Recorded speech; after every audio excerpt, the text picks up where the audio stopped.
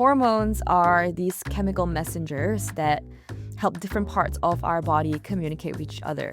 And hormones are produced by our organs and glands, and they travel through our bloodstream to tell our cells what to do. So think about our phones. So when we're sending a text message, this is kind of like what hormones are doing. They're sending text messages to each other and communicating within our bodies and helping coordinate different kinds of functions. The phrase balance your hormones is everywhere online, but it is not well defined at all. And the reality is our hormones don't need to be perfectly balanced all the time. They're supposed to fluctuate, which is what social media doesn't tell you. What are some hormones that can influence weight gain? The two obvious ones being leptin and ghrelin. So leptin and ghrelin are appetite hormones, and ghrelin is the one that stimulates hunger, so it's what makes you feel hungry. And leptin is the one that helps you feel full and stores the energy. So it's the hormone that helps you feel full after having a meal. So these are the two hormones responsible for appetite. Eating too much protein, especially on a low-carb diet, research has found that actually lowers testosterone levels. So when you're hitting a certain amount and you're going too high, it actually contributes to lower testosterone levels, which is counterintuitive.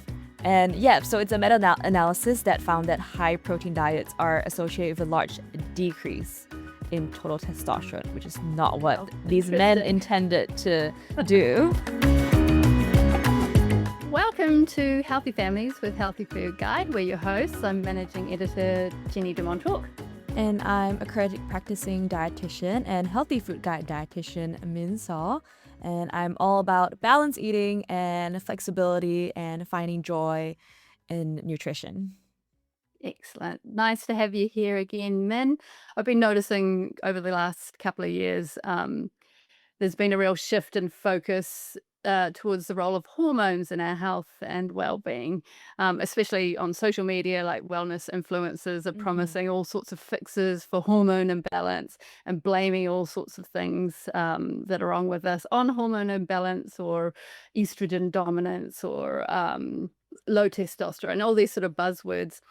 So I'd really like to hear your evidence-based perspective on hormone health, Min, and how much role hormones play in our health and well-being, whether they can get out of balance like everybody's sort of talking about, and if we need to buy expensive supplements off social media influencers to get the balance back. But before we begin, Min, I thought we'd do another round of quick fire questions like we did in the last episode, just to kind of get the juices flowing. Are you keen to do that? Yeah, let's go for it. Cool. Okay, so Min, answer these questions true or false. Number one, you need supplements to balance hormones. False. This is what supplement companies would like you to think and to spend your money on, but this is not 100% true. Okay, good to know. Number two, sleep can impact hormone health. True, and this is probably the most underrated thing people don't know about when it comes to hormone health. Yeah, I didn't know that at all. So interesting. We should dig into that. Number three, men don't have to worry about hormone changes. False. Everyone goes through life stages, and just because you don't experience it that intensely doesn't mean you don't have to worry about it. Okay, good to know. Everyone's got hormones. Absolutely. Hormones are very, very important. Yeah, for sure. Okay, so anyway, as I mentioned, we're hearing a lot about hormone imbalance and its links to a range of health conditions, overweight and mood. Usually coming from wellness influencers and supplement peddlers. But how much of what's going on with our health and well-being is actually down to our hormones? And can what we eat or supplements we take make a difference? So, Min, what exactly are hormones and what functions do they play in the body? So hormones are these chemical messengers that help different parts of our body communicate with each other. And hormones are produced by our organs and glands, and they travel through our bloodstream to tell our cells what to do. So think about our phones. So when we're sending a text message, this is kind of like what hormones are doing. They're sending text messages to each other and communicating within our bodies and helping coordinate different kinds of functions. So, for example, a key hormone would be insulin, which we know helps regulate our blood sugar levels. Hormones, estrogen and progesterone, are hormones that help regulate the menstrual cycle and reproductive health.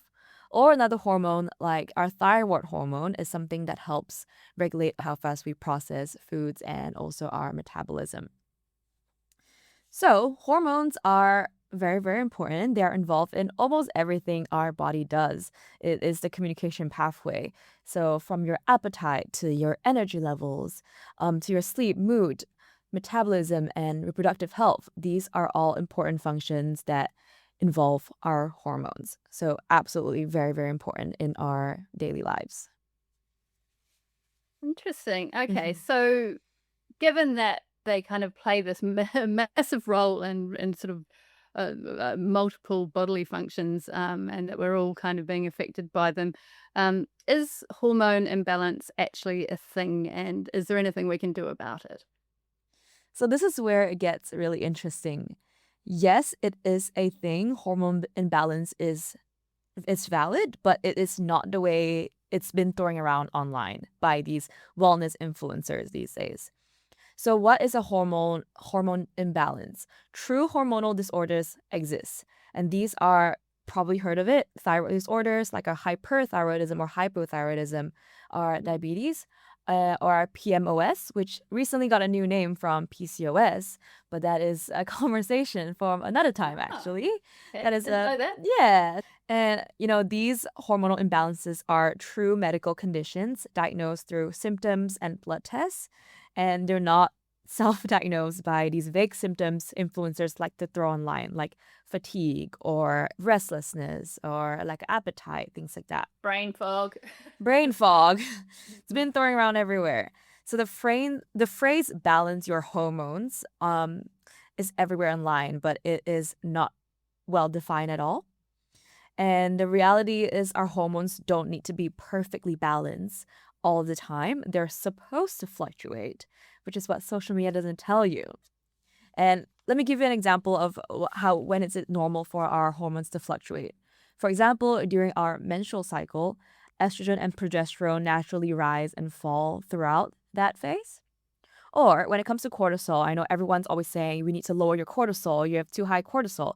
But it is natural for our cortisol to peak in the morning and then gradually decrease throughout the day and be at its lowest point at night. And that's how we become sleepy and tend to go, that's how our circadian rhythm almost kind of helps it work.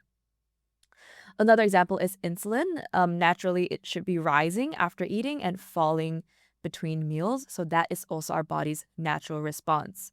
So the goal isn't to keep our hormones at one single level. It is to get our hormones to respond to what our body needs. And nutrition can support our hormone health, but it is not the only factor when it comes to a good hormone health. Okay, so obviously there isn't this sort of perfect scales where you're balancing hormones, and when they're like this, you're well.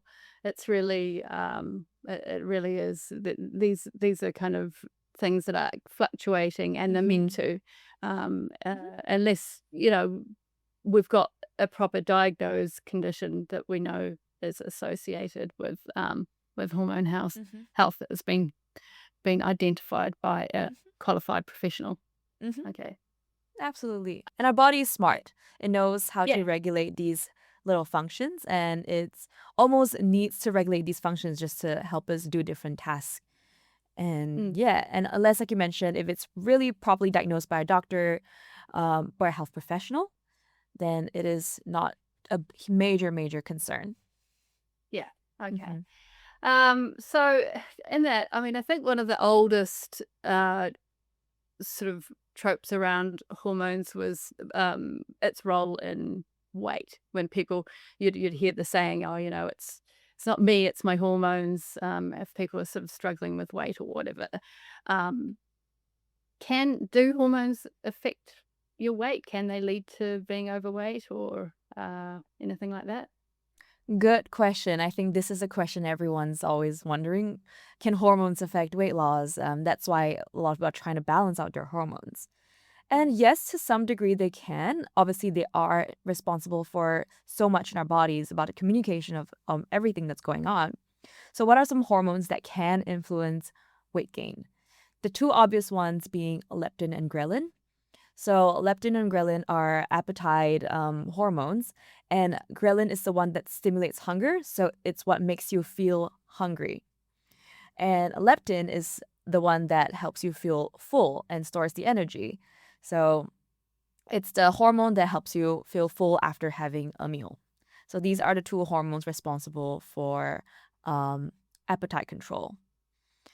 Now, how do they fluctuate? They fluctuate based on your sleep, your diet, and your eating patterns, and that's how they kind of work together. Another important hormone is insulin. We always hear about insulin. It's a hormone that helps glucose move into the cells for energy of storage. So it takes up the sugar in our bloodstream and utilizes that in our cells. And chronically high levels of insulin can also influence fat storage. And this could be affected by a range of factors like our overall diet pattern, genetics, or insulin resistance, or long term habits. Another important hormone is our thyroid, which regulates metabolic rate. So you find that if it's underactive, which isn't enough thyroid hormone, it can lead to weight gain just because the metabolism is a bit slower as well. And yeah, these are some of the few hormones that are responsible for weight regulation. However, weight is also influenced by a complex interaction of so many things. And scientists aren't even able to pin down one specific reason. So it's affected by all these factors, like the main one being our energy intake and expenditure, but also genetics. Genetics is a huge one. Sleep, stress, or medications also impact our weight as well as life stages will impact our weight. Another important one is also environment and food access. So sometimes when you're experiencing food insecurity, underweight or malnourishment is very, very common as well. So these are all important factors that contribute to our weight, not just hormones. Yeah, Mhm. absolutely. I mean, if you're living in a healthy food desert, it's quite hard Mm. to sort of avoid or find good food to eat, Mhm. especially if you're busy or don't have much money. So it just sort of sounds like it's a much more complex story than just hormones. There's obviously hormones that relate to appetite and hormones that relate to fat storage and also maybe metabolism. But that's not the whole picture. There are a lot of other things that are to do with how easy it is to maintain a healthy weight or not, um, that play a part as well. So yeah, it's people probably trying to tell you that it's all down to your hormones. They're not understanding the big picture. Mhm. Um, There's so many things contributing to it. yeah, for sure. Okay, so I guess our hormones change throughout life, obviously. We go through puberty, menopause, pregnancy, all of that sort of stuff. So, what are some of the key life stages that we need to think a little bit more about our hormones and maybe take into account um, what we eat during those life stages as well? Mhm. So in all life stages, one thing that is very, very common is we need to eat adequately according to that stage of life. So definitely eating enough energy intake and different proportions of our protein, our carbohydrates, our fiber, healthy fats. That's a really umbrella, overarching common thing across all life stages. Now, to dive deeper into each life stage, start with puberty. Puberty is where rapid hormonal changes drive growth, bone development, and body composition changes. When you're going through puberty, you're obviously going through lots of change, lots of growth. Your body is constantly changing. And so there's increased needs for, like I mentioned, energy. So definitely hitting that energy requirement. But also calcium and vitamin D is really, really important, especially for growing children, just because they need that extra calcium to for their bones to develop and to be strong and to strengthen and grow healthily. So that's really, really important. And then when it comes to menstrual years, when you're an adult and you're in your reproductive years, especially for women, um, hormonal fluctuations between estrogen and progesterone can influence a couple things, like our appetite, fluid retention, mood changes. These are all some things that our hormones can affect. And when it comes to reproductive years, really, really importantly is to have enough iron in our diet, just because you are losing some iron due to menstrual loss. So you want to focus more on iron-rich foods.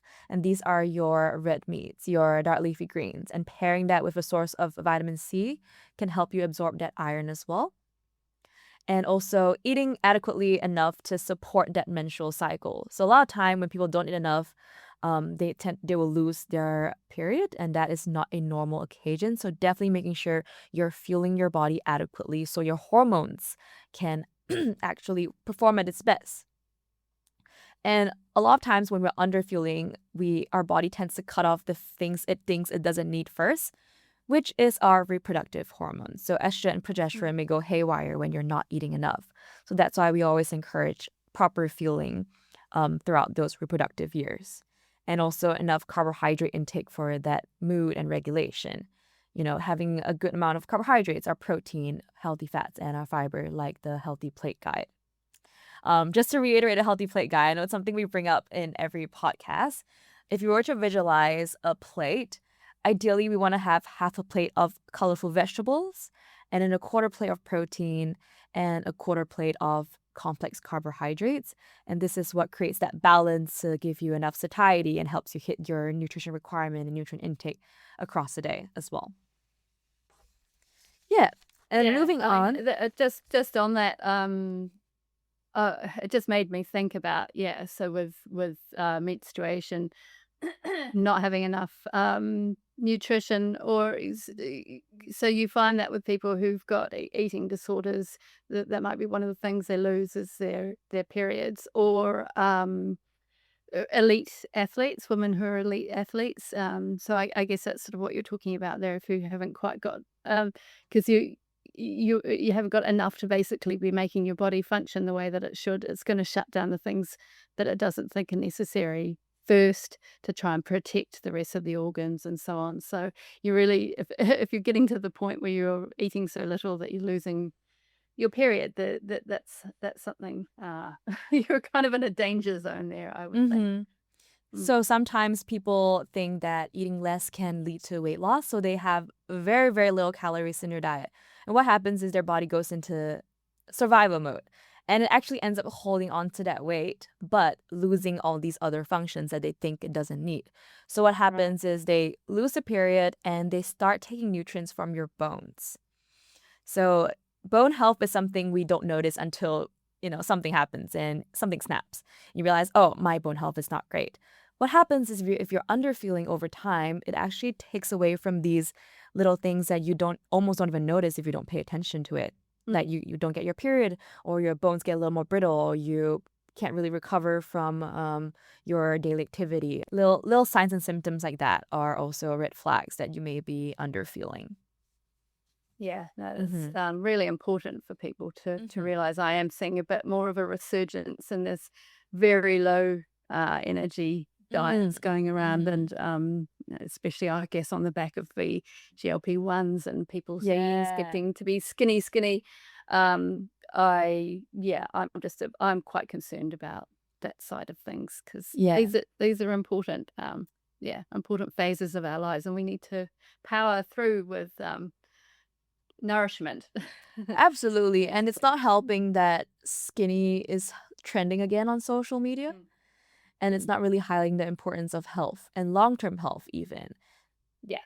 Yeah. And that's what's ultimately most important. We all want to be healthy. We want to all have the capacity to enjoy life. And that's a long-term goal, isn't it? Yeah, absolutely. If you want to have good health into old age, Mm. you need to make sure you've got bone density. And if you want a chance of having children at some Mm. point, you don't Mhm. want to be exercising or starving yourself, restricting yourself so much that you lose the ability to Mhm. menstruate. Yeah, not good. But anyway. Absolutely. And speaking of getting into older age, with perimenopausal and menopausal, it's also really important to have more calcium when you're at that stage, just because with the you start to drop estrogen starts to drop a little bit, which is our sex hormone, which drops and also causes bone density to drop a little bit more than usual.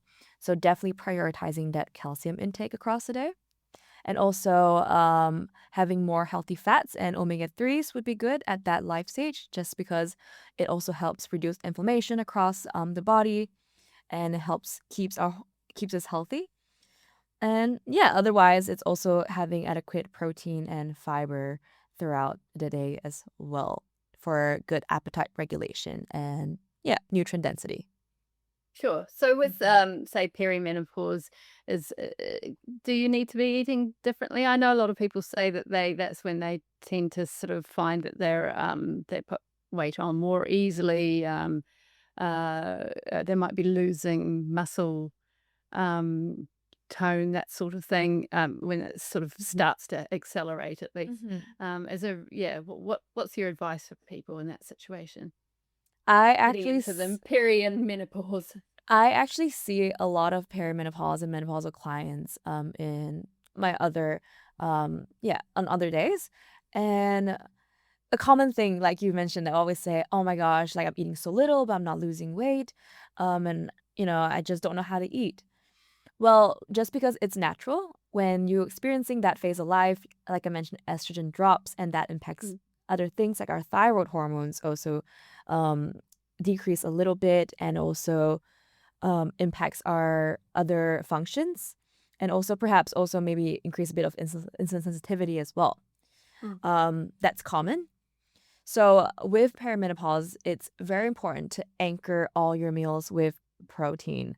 Now, protein is what keeps us more satisfied, fuller for longer, and that's why when you have that across 3 meals across a day and have those high protein stacks in those gaps, it creates a more sense of fullness and it prevents from overeating later on.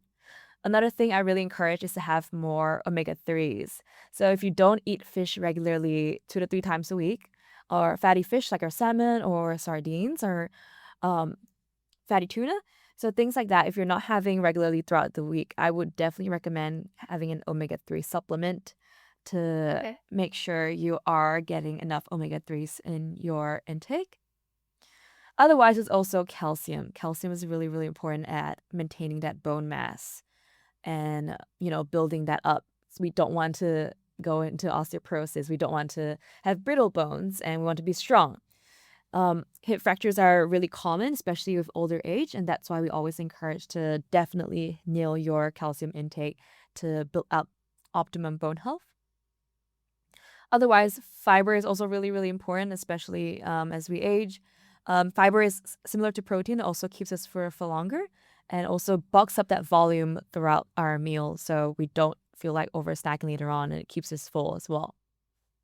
Just on the topic of menopause, I've heard that there is an increase in risk of cardiovascular disease once you get to this life stage. Are there dietary changes that you need to keep in mind during perimenopause and menopause with heart health in mind? hmm So, menopause and heart health are actually closely linked. Like I mentioned, due to the decline in estrogen. Um, so it's definitely a rough phase of life. With declined estrogen, it affects a lot of things, and estrogen has a protective cardiovascular effect. So when we have less estrogen, we have less protective protection with its cardiovascular effects. So it means increase in our bad cholesterol LDLs when estrogen declines, and also increases our risk of high blood pressure. So obviously these are not great things for our heart. So it definitely does have a negative impact with our heart health. It increases your risk of other diseases that concerns the heart. So with this, some dietary changes to keep in mind, especially for someone going through menopause, is increasing that fiber intake. Like I mentioned, fiber is really important for keeping us fuller for longer, but it's also really important for gut health and heart health, and it helps lower our cholesterol levels. So something we always stress about is variety of fiber, getting our variety of insoluble fiber, soluble fiber, resistant starch, things like that. Eating across that variety can help improve our fiber intake, which helps with our cardiovascular health. Another thing is protein and healthy fats. So protein, aiming for a good protein source at each meal, helps keep us fuller for longer and not overeat on other food groups. And whereas healthy fats also support our heart and brain health, as well as inflammation regulation. So with omega-3s, like I said just now, omega-3s Mm. are a really good fat to have. And you can find them in fatty fish like our salmon, sardines, or other foods like our chia seeds, walnuts, avocado, things like that. So definitely incorporating that in our diet would be good. Mhm. Another interesting one is actually phytoestrogens, which is found in our soy, our tofu, tempeh, edamame, things like that. And phytoestrogens are actually plant estrogens that are found in these like soy-based foods. So research has shown that they are a healthy choice just because for women, they have a modest capacity to copy some of the body's own estrogen functions. So it's able to mimic these estrogen functions at a low level. However, what works best is not just to focus heavily on these phytoestrogens, but to incorporate them into our diet as a part of a whole balanced diet. And that's what Mm. ultimately leads to the best benefits. Yeah, for Mhm. sure. I mean, I'll do that naturally because Mhm. as I've said before, I'm a big tofu fan, so I Uh-huh. need umami, and tempeh. So yeah, no problem. I guess that's great, solid nutrition advice for people in perimenopause and then maybe moving into menopause. It sounds like a lot of it's quite similar to what you'd also be advising in an older age, when you Mhm. were sort of over that hump, but Mhm. maybe getting into our 60s, 70s. Is there anything particular that we need to do at that life stage that once, I guess, um, your hormones are going to be settling back down after menopause, for instance, for women? Mhm. At that point, is there anything we need to think about nutritionally for that stage? Well, nutritionally, I think it's similar to, still nailing your protein, getting enough healthy fats, our carbohydrates, our fiber. Something I would always recommend is adding some sort of resistance training into your routine, just because resistance training is what helps build up and strengthen our muscle mass, which is absolutely really, really important, especially when we enter into older age where if you want to still have that independence and mobility and daily activity, maintaining that muscle mass is really key. So definitely adding some resistance training. And a lot of times I would recommend doing some sort of resistance training with my clients, and they go back for maybe a month and they start getting into a routine, and they come back and tell me, oh my gosh, my daily activities feel much easier. Like I can walk up the stairs without going out of breath. I can do all of this now and I don't even feel like I'm tired. So with that resistance training, with that buildup of muscle mass, it also improves their energy levels. So they feel much Mm. better throughout the day and they're able to complete more tasks as well.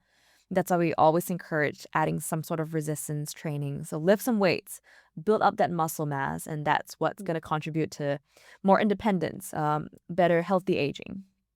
Yeah, for sure. Just finally, Min, what about men? There's a lot of stuff I've seen recently with all this manosphere stuff where they're talking about testosterone in men and especially in relation to the carnivore diet or calling, um, you know, non kind of macho men, soy boys, and just all this. I don't know.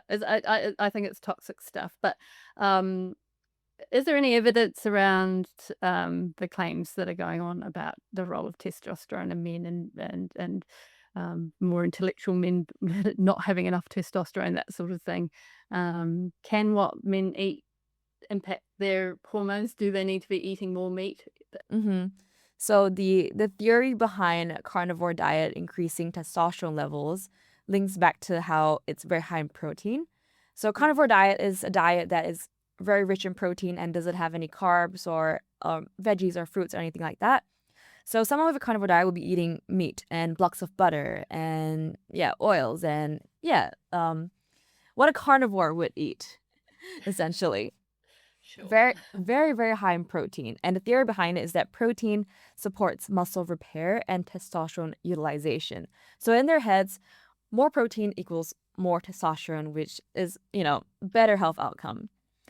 But eating too much eating too much protein, not testosterone, eating too much protein, especially on a low carb diet, research has found that actually lowers testosterone levels. So when you're hitting a certain amount, you're going too high, it actually contributes to lower testosterone levels, which is counterintuitive. And so it's a meta-analysis that found that high protein diets are associated with a large decrease in total testosterone, which is not what Wow, these men interesting. intended to do. And other than that, from a nutrition point of view, the carnivore diet is a highly restrictive diet. It's eliminating other important food groups like our vegetables, our fruits, and grains, which are rich in fiber, which we know are amazing for our gut health, and which means we are missing out on these variety of nutrients. So that's not a good long-term approach for most people. Okay. Yeah. So men aren't completely off the hook when it comes to hormones. They're obviously Mhm. affected by Mhm. hormones, but they also probably don't need to be stressing too much or eating more meat because they think that that's somehow going to make them more kind of Mhm. buff Mhm. buff and full of testosterone. Um, it sounds like it's there are other things that do affect hormones. What are some of those for men and women? What are kind of other things other than food and supplements and that sort of thing? So, the current research, anyway, that states what affects men's hormones the most is actually not eating enough. So, like I mentioned previously, like we need to eat enough to fuel our body with these bodily daily functions. And when men are not eating enough, it impacts the testosterone concentration as well. So, with these supplementation, they found that it's not effective unless they're not eating enough in the first place. So once you're eating enough, that's when it's producing its functions and it's doing what it's meant to do. So in healthy men, diets don't supercharge testosterone beyond a physiological range. They just need to eat enough and healthily across the food groups and practice these healthy habits. So testosterone is actually influenced most strongly by sleep. Sleep is really important. Energy balance, so not overeating or undereating.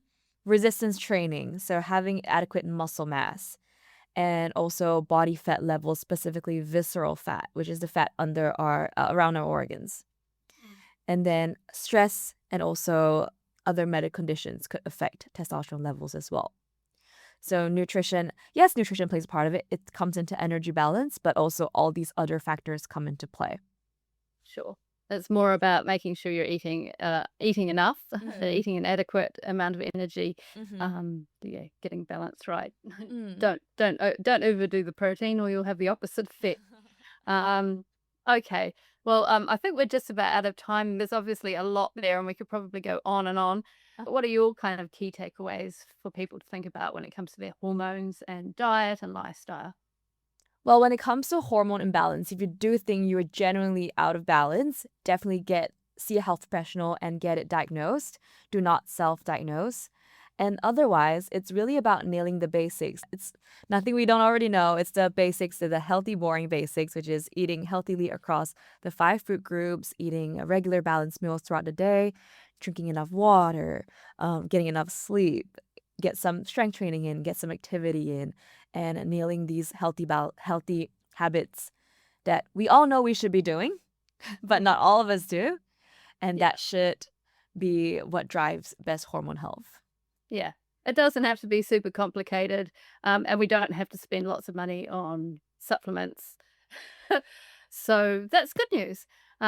Okay, well, thanks for listening to this episode of Healthy Families with Healthy Food Guide. For more practical, science backed advice without the woo, Pick up the latest issue of Healthy Food Guide magazine or head to healthyfood.com. Thanks very much. Bye. Bye.